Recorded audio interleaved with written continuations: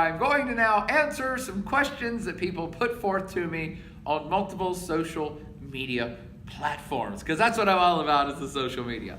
I'm going to start with Twitter, and some interesting questions we got from Twitter. Our first one is from Brooke Cooper, who asks, is the Wine Lab going to be centered around science? No, not really. Science is just a fun theme. I picked the science in it because wine is part science and part art. That's what I love about wine. It's everything that humans have come up with that's great. Science, logic and reason and production and details, and art, the artistic beauty of creating something that's fantastic, like a great piece of music or art. And wine is art. So no, we're not really based on science. We're not going to be doing any experiments here. It's just a fun play on the theme that wine is both art and science. Brooke continues, science intimidates me. I like wine because it's poetic and it allows one to travel without leaving the house or the bar or the wine lab in this case. I agree, Brooke. Wine is a time travel mechanism.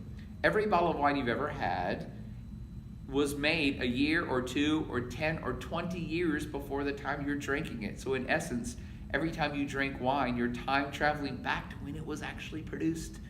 That's another great thing about wine. Brooke continues, sometimes wine makes me cry more than other libations. Is there a scientific reason for that? No, there is no scientific reason for that.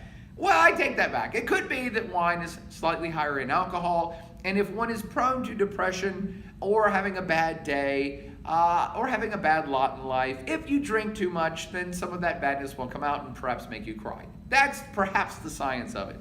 I think the essence of the question you're asking, though, is why does wine make me more emotional?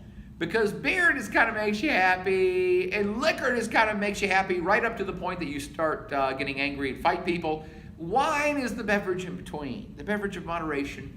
And I think wine makes us more emotional because it speaks more to the human experience because of the very things we've already talked about, that it is this thing that's produced because of science and knowledge, but it also has this artistic rendition that every bottle is unique and every vintage is unique.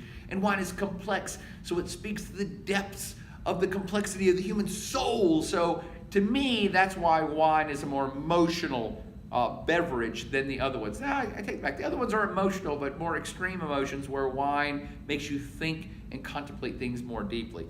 This is all complete and utter horse crap, by the way. None of this can be proven, which is why the ultimate answer is no, there's no scientific reason, but there's a lot of good reasons why wine has been consumed by humans for well over 15,000 years, and it really is the beverage of choice in religious rituals and in daily life and pairing with cuisine the world over for a very long time. Should I go on?